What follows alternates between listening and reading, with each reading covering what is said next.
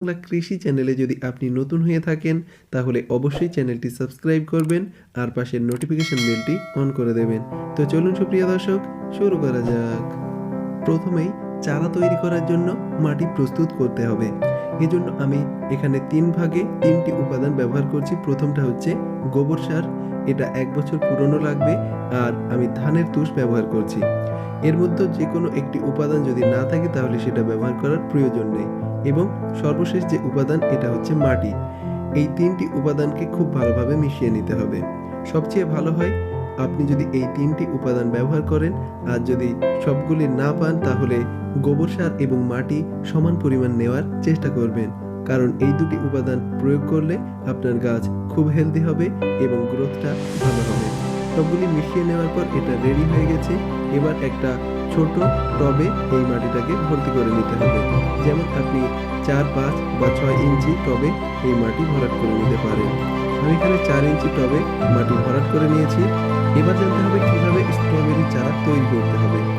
আপনাদের একটা জিনিস জানতে হবে, অক্টোবর থেকে নভেম্বর এই সময়টা স্ট্রবেরি গাছ থেকে প্রচুর পরিমাণে রানার বার হয়। আর এই রানার থেকে খুব সহজে চারা তৈরি করা যায়। এবং এই ভিডিওর মূল উদ্দেশ্য হচ্ছে স্ট্রবেরি গাছের রানার থেকে চারা তৈরির পদ্ধতি। এবং এই চারাতে পর্যাপ্ত পরিমাণে ফল হয়। এবং আমার কাছে যতগুলি গাছ আছে সবগুলি রানার থেকে তৈরি চারা। সুপ্রিয় দর্শক, এই রানারটি মাটিতে বসিয়ে রাখা একটু কষ্টকর, এই জন্য আমি একটা অ্যালুমিনিয়ামের তার বেঁকিয়ে হুকের মতো ব্যবহার করছি। এভাবে মাটির সাথে এটা লেগে থাকবে আর এখান থেকে শিকড় বার হবে। আর ১৫ থেকে ২০ দিনের মধ্যে এই চারাটি রেডি হয়ে যাবে। অন্য জায়গায় প্রতিস্থাপন করতে হবে। এরপরে আমি পানি প্রয়োগ করে দিচ্ছি। আর একটা বিষয় লক্ষ্য রাখতে হবে, এই উপরের মাটিটা যখন শুকিয়ে যাবে তখন পুনরায় পানি প্রয়োগ করতে হবে। ব্যাস, এইটুকু করলে আপনারা খুব সহজে স্ট্রবেরির চারা তৈরি করে নিতে পারবেন। সুপ্রিয় দর্শক, ২০ দিন পরের অবস্থা আপনাদের সামনে। কিছু শাকের চারা বার হয়েছে এই টবটিতে। আমি সব চারা এবং আগাছাগুলিকে এই টব থেকে সরিয়ে দেব। সুপ্রিয় দর্শক, এরপরে রানারটি কেটে আলাদা করে নিতে হবে। এবং আমি তারটা খুলে নিলাম। আমি রানারটাকে কেটে চারাটাকে আলাদা করে নিচ্ছি। এরপরে এই চারাটিকে অন্য একটি বড় টবে প্রতিস্থাপন করতে হবে। তারপরে কিছুদিনের মধ্যে এই গাছে প্রচুর পরিমাণে ফল পাওয়া যাবে। সুপ্রিয় দর্শক, আমি এখানে ১০ বাই ৮ ইঞ্চি একটি টব নিয়েছি।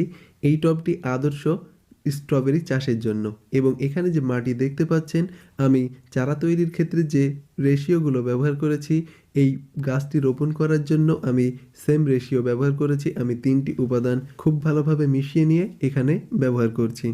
আপনারা ঠিক এই পদ্ধতিতে মাটি তৈরি করবেন, তাহলে গাছগুলি মরার একেবারে ভয় থাকবে না এবং পাতা পোড়া বা অন্যান্য রোগের আক্রমণ থেকে আপনার গাছকে রক্ষা করতে পারবেন। কারণ মাটি হচ্ছে মেন জিনিস গাছ রোপণ করার। সুপ্রিয় দর্শক, এই চারাটি রোপণ করব। আমি মাটি ভরাট করে নিয়েছি। এবার আমি এই মাঝখানটিতে একটি গর্ত করে নেব। আর এখানে একটা বিষয় আপনাকে লক্ষ্য রাখতে হবে, টবে যখন স্ট্রবেরি গাছ রোপণ করবেন, একটা বিষয় লক্ষ্য রাখলেই আপনি প্রচুর পরিমাণে ফল ধরাতে পারবেন। এর সাথে গাছও খুব হেলদি থাকবে। গর্ত করা কমপ্লিট। এবার আমি এই টব থেকে স্ট্রবেরির চারাটিকে বার করে নেব। এই চারাটি একটু অসুবিধা হবে বার করতে।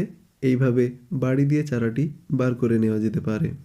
এরপর আমি এই চারাটি প্রতিস্থাপন করব। দেখুন, আমি টবের উপরের লেভেলে এই চারাটিকে রেখে দিয়েছি। কারণ এইভাবে যদি চারা রাখা হয় তাহলে চারাটি অত সহজে মারা যাবে না এবং কোনো ফাঙ্গাসের আক্রমণ এটাতে হবে না। টবের একদম নিচে বা টব যদি প্রচুর পরিমাণে খালি থাকে তাহলে কিন্তু রোগ পোকার আক্রমণ বেশি হতে পারে, যেটা আমি আগে ফেস করেছি। এরপর আমি সম্পূর্ণ মাটি ভরাট করে দিচ্ছি। এবং মাটি ভরাট করার পর এই গাছের গোড়াটা উঁচু থাকবে এবং টবের ধারটি একটু নিচু থাকবে, যেটা আপনারা দেখতে পাবেন।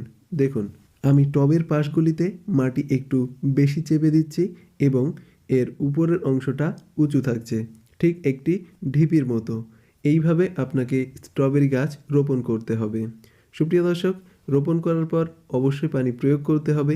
যেহেতু আমি শুকনা মাটি ব্যবহার করেছি, এজন্য প্রচুর পরিমাণে পানি এখানে ব্যবহার করছি। এখন যদি প্রচুর পরিমাণ পানি দেওয়া যায় তাহলে গাছটি মরবে না। কিন্তু গাছটি যখন সেট হয়ে যাবে তখন কিন্তু প্রচুর পরিমাণে পানি প্রয়োগ করা যাবে না। স্ট্রবেরি গাছে যদি প্রচুর পরিমাণে পানি প্রয়োগ করেন তাহলে ফাঙ্গাস অ্যাটাক হতে পারে, যেটা আমি আগে ফেস করেছি, এবং এর কারণেই মেনলি পাতা পুড়ে যায়, যেটা আপনাদের প্রচুর পরিমাণে কমেন্ট আসে। কিছুদিনের ভিতর গাছটি গ্রোথ নিতে শুরু করবে। 30 দিনের মধ্যে গাছটি এই গ্রোথে চলে আসবে এবং 45 থেকে 50 দিন পর আপনারা গাছে ফল পেতে শুরু করবেন। সুপ্রিয় দর্শক, জানুয়ারি, ফেব্রুয়ারি, মার্চ, এপ্রিল, মে মাস পর্যন্ত ফল দিতে সক্ষম। এজন্য আপনাকে উন্নত মানের স্ট্রবেরির ভ্যারাইটি সংগ্রহ করতে হবে, যেমন ভিয়েতনাম, অস্ট্রেলিয়ান এবং থাই। এই ভ্যারাইটিগুলো আপনারা কালেক্ট করতে পারেন, খুবই ভালো। সুপ্রিয় দর্শক, এখানে যে ফলটি দেখতে পাচ্ছেন এটা অস্ট্রেলিয়ান এবং এই ফলের সাইজটা প্রচুর পরিমাণে বড় হয়। আর এই জাতের চারা আমি রোপণ করেছি, আপনারাও এই চারা রোপণ করার চেষ্টা করবেন। দেখুন, প্রচুর পরিমাণে বড় সাইজ এবং দেখতে অসাধারণ। সুপ্রিয় দর্শক, খুব সহজেই আপনারা 50 থেকে 60 দিনের ভিতরেই ফল ধরাতে পারবেন। মেনলি শীতকালে প্রচুর পরিমাণে স্ট্রবেরি হয় এবং গরমের দিকে রানার ছাড়ে, এবং সেই রানার থেকে আপনারা চারা তৈরি করে রেখে দেবেন পরবর্তী শীতে প্রচুর পরিমাণে ফলনের জন্য। সুপ্রিয় দর্শক, আশা করি আপনাদের এই ভিডিওটি ভালো লেগেছে। ভিডিওটি ভালো লাগলে অবশ্যই লাইক করবেন এবং কোনো মন্তব্য থাকলে অবশ্যই কমেন্টে জানাবেন, এবং বিশ্ব বাংলা কৃষি চ্যানেলটি সাবস্ক্রাইব করতে মোটেও ভুলবেন না। ধৈর্য ধরে ভিডিওটি শেষ পর্যন্ত দেখার জন্য আপনাকে অসংখ্য ধন্যবাদ। থ্যাঙ্কস ফর ওয়াচিং বিশ্ব বাংলা কৃষি।